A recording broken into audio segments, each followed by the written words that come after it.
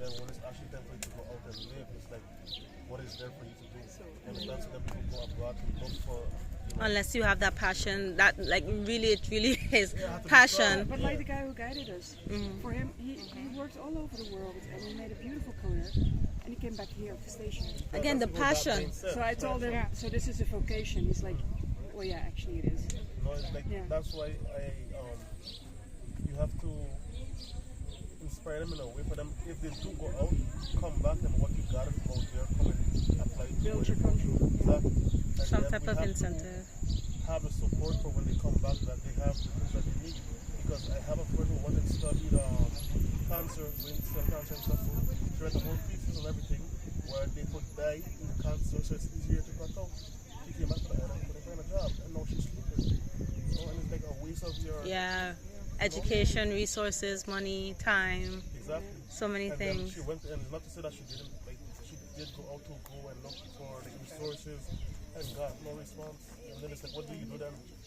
And that's why you need the passion, because otherwise you won't come back. And then when you come back, you talk about people ain't coming back, but there's so many people, present company included, when you came back home trying to find something within your field, and you either have to create your own thing or just do something completely different and suffer. Yeah. And then you feel like you were a waste of talent. Like It's like you do all that study, and then if you do go away, they complain about it. But then what is it for me to do here? and there's consistent talks of that. There's been before I got back, since I've got back, I have over 10 years, I think, back on St. Martin, and it's still an issue. People still talking about why coming back home for. If you don't have the passion to come home, then you don't feel like there's anything to come home for. And even like to say, if you come back and you want to make the change, it's not that easy. Do you understand? Because we like the status quo. Because a lot of people like the status quo, and if I don't see a benefit for me to bring you in, then it's a lot of mentality issues. So the real campaign that you need to, before you start the campaign, you need to like have think tanks to figure out. You know what's the saddest part? There've been think tanks.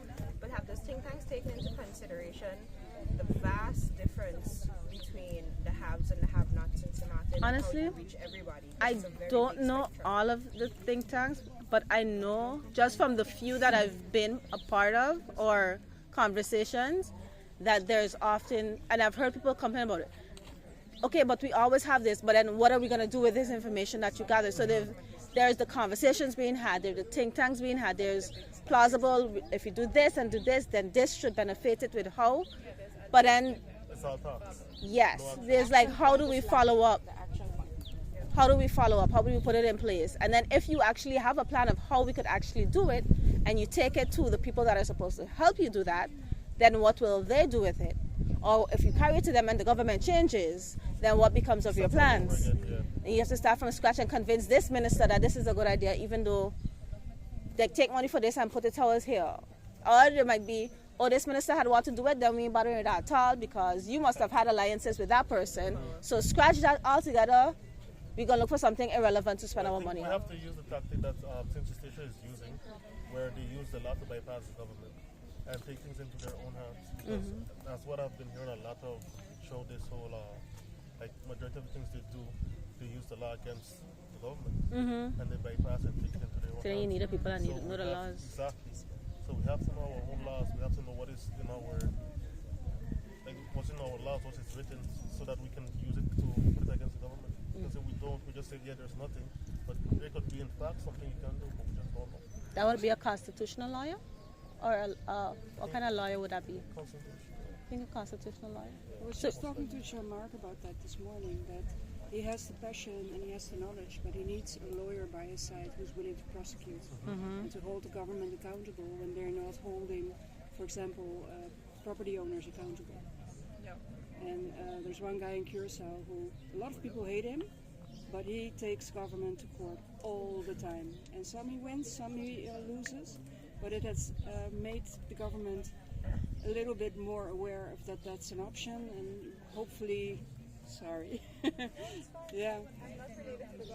You're not related to the government. Gentleman's name in Curacao. Dennis Klaus. He's been an activist for a long time.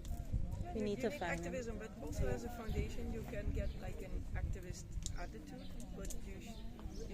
in a diplomatic way. That's my opinion. Like for instance, when Mondriaan Fonds gave out funds for celebration of 75 years of freedom within the kingdom, they approved 142 projects, all in Holland, European part of the Netherlands. There was none, there were like 25 of them petitions from the Caribbean, and one of them was approved. So we took them to court. But before taking them to court, I discussed it with them. Then we went to court, and before we had the ruling, again, I sat down with them. We lost the case because there was no rule that they should have had a geographic spreading about the funds. Yeah. But right now, they took that rule in the next funding project. They now approve of us doing a petition for funding and not writing the whole plan, but just giving a pitch there. They started changing their deadlines, very practical, like from 5 p.m. Dutch time to Caribbean time. Because at 5 p.m., I told them, who is going to read something when your deadline is 5 p.m.? Do you have people actually sitting there 6 p.m. in Amsterdam reading it? No, when we come back the next day, 11:59. no, but it makes a difference for us, and so you get comprehension. So we were activists, we did take them to court, but we tried to organize Thank you for it that, within because the they funded dialogue. my project. So Yeah, they wouldn't have they done that did, if and you they didn't do that and activism. and then. later they funded the whole educational webinars of the platform as well.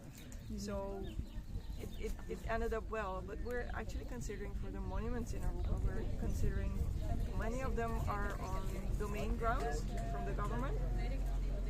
They're like renting out grounds, but sometimes 30 years the rent was not paid by a family, nobody does Followed anything up, with the yeah. house anymore. They're empty, it's really, really difficult to find the owners. Actually, legally, the government could take that house. And while it's a monument, they should protect it, and they don't. The monuments are not protected. So now we're considering guerrilla, just go out there, take it back, start doing something, and asking them to take us to court and get a ruling by the judge that says, okay, you do have the right because you are Monuments Fund, you do have the funding, you do have the plans, you do have the knowledge, you can save a monument, which is like for all of us, not just for a family. And let's see what happens. And if some of the family members will Bolivariana. Bolivariana, the house right in front of my house, the house next to Estrella. There's so many that are on these grounds, on these properties, nobody's doing anything. So then you restore them, then you can present use- the bill to the government. The government's That's what going to we say, are I'm not going to pay. considering right now. No. Yeah. We won't present them with any bills because they won't be paying. No, but you should present them with a bill, and they're going to say, we're not going to pay. Okay, then transfer the monument over in ownership. Yeah, and that takes like a That could be the zillion settlement. years.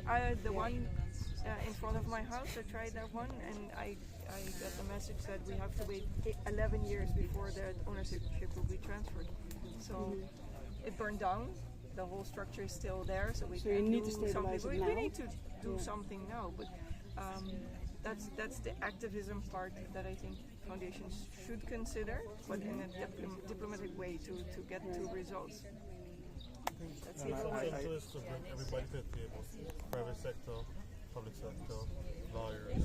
And you need to be in contact, but sometimes you need something to enforce, to get a decision, to get the ball rolling, to get something done.